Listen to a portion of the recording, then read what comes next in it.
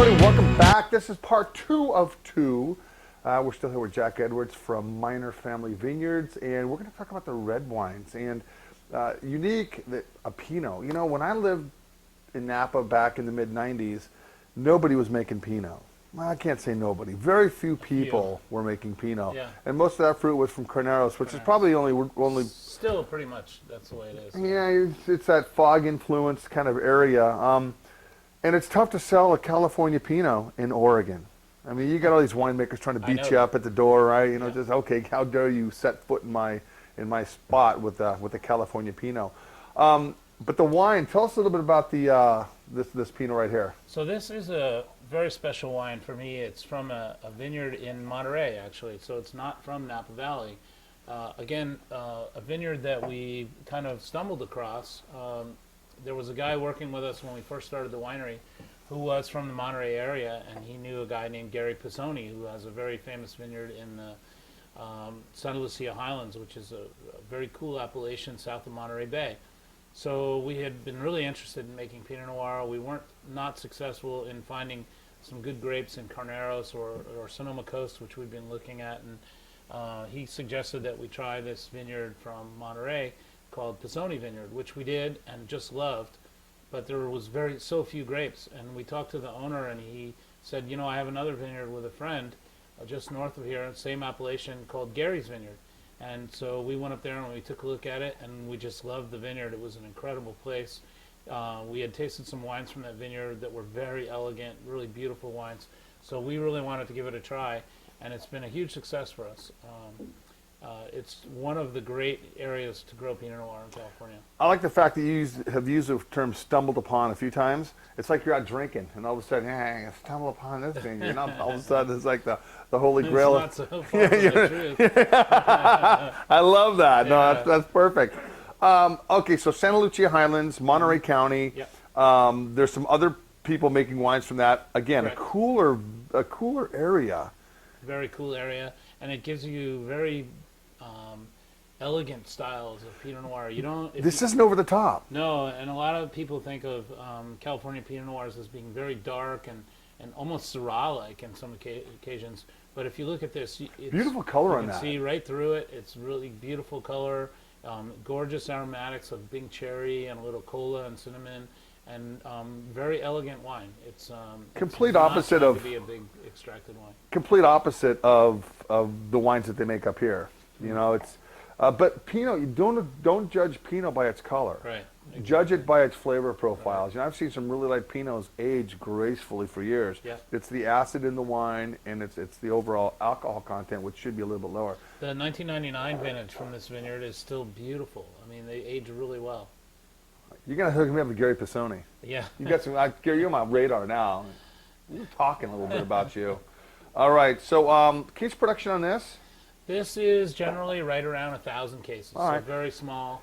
It's been a little more or a little less from time to time. 2009 was about an average size vintage for us, and a very good vintage, quality-wise. So. It is nice. Thanks. This would pair up really nice with some seafood. Yeah, beautiful with salmon. I love just putting a piece of salmon on my grill and, this is really nice and wine. having this wine. I love it with roasted chicken. Just get one of those oven roaster chickens and throw it in your oven and drink it with this. Like one of those $90 roasted chickens from Dean and DeLuca. Yeah, exactly. Because you know they have nothing under like $50. And you walk in there, there's a credit app, right? Just kidding. I have to be quiet. One of my good No. customers. He had nothing to do with that with me. Yeah, don't be hating the player, hate the game. All right, so retail on this roughly? About $60. Okay. Not an inexpensive wine, obviously, but one of the most sought-after vineyards in California, and a really incredible expression of California Pinot Noir, I think. That's a solid effort right there. All right, next wine. Sideways made these wines famous. Merlot. You know, California Merlot, Napa Valley Merlot, I think sometimes it struggles to get fully ripe. It's got some green notes to it, you know, like some bell pepper, generally speaking. Go ahead, tell me a little bit about this. Now, this comes from a warm vintage, '07. Vintage of the decade from 2000 to 2010, in my opinion. Not only a warm vintage and a great vintage, but also an incredible vineyard. And so this comes from a vineyard in the Eastern Hills. In fact, this and the Cabernet both comes from a vineyard in the Eastern Hills of Napa Valley called Stagecoach Vineyard. It starts at about 1,700 feet elevation, goes up to about 2,200 feet. It's very rocky, volcanic soil, and it produces very low yielding fruit. And while it's a cool climate vineyard, it's a little cooler than the Napa Valley floor. It also gets more sun because it's above the fog line. So I think because of that, it doesn't get those green kind of bell pepper flavors that you're used to in Merlot because it has so much more sun. Guys, that's insane though. Vineyards planted between 1,700 and 2,200 feet. That's Right. here in the Willamette Valley, like especially 2011. If you're over 600 or 700 feet, you are struggling to get ripeness. You know, Right. the sweet spot for Pinot is 200 to 400 feet. Right. Whereas you talk about some of these cabs from Napa and Merlots that are of Some 1,600. of the best ones are at 2,000 feet. Yeah. Unbelievable. And then you look at Malbec in Argentina, there's some vineyards planted like 10, 12,000 I know, feet. yeah. It's like, that's insane. How do you get them ripe? Up That's that high? insane. But Absolutely insane. 2,000 feet is pretty high for Napa even. Even the valley floor is just at about 75 feet elevation. So when you consider Wow. going from 75 feet to 2,000 feet, that's one of the higher parts of the valley. It's just below the Atlas Peak part of the valley, which is probably 2,500, Now, this wine here has got some guts to it. It's got some great acidity, great tannins. Actually, it tastes more cab-like than Merlot. I tell people it's a Cabernet drinker's Merlot. It If you want is. cab, but you want to drink it a little softer style, this is your wine. Guys, this is beautiful. And I'm not a huge Merlot guy. And Sideways had nothing to do with my views on Merlot. But this here, like it drinks like a cab. It's got guts, structure. It's just beautiful. If you plant Merlot in the right place and you grow it correctly, it can be a very compelling, beautiful wine. And the problem was that Merlot was overplanted and in the wrong places for so long that it developed that reputation, probably deservedly to some extent. But Merlot can also be beautifully compelling, really beautiful, balanced wine. Sure. Yeah, this is very good. What's retailing this? This is about $40. All right. Yeah. A little upper end for you Merlot drinkers out there, but still a solid effort. But actually, if you compare it to other Napa Valley Merlots from this area and in this style, it's actually a bargain, All right. which doesn't. You never really Bordeaux want. doesn't seem like a bargain for Merlot, but it really is compared to some of the big names in Merlot and Napa Valley. It's really a good price. Napa Valley wines over the last 10 years have gotten out of control, but now the prices are starting to finally Right. come back to reality to where we can afford them. We being most people. All right. This has got to be your flagship wine. Actually, this wine also we do a wine we don't have here today called the Oracle, which is a Bordeaux style blend. I'll wait till you send me a case of Yeah, that. we'll get you some of that as well. Okay, Those two wines for Sugar Coach Vineyard, Napa Valley Cab, 2008, a cooler vintage. Cooler vintage, Overall. and again, very small production vintage. So, All right.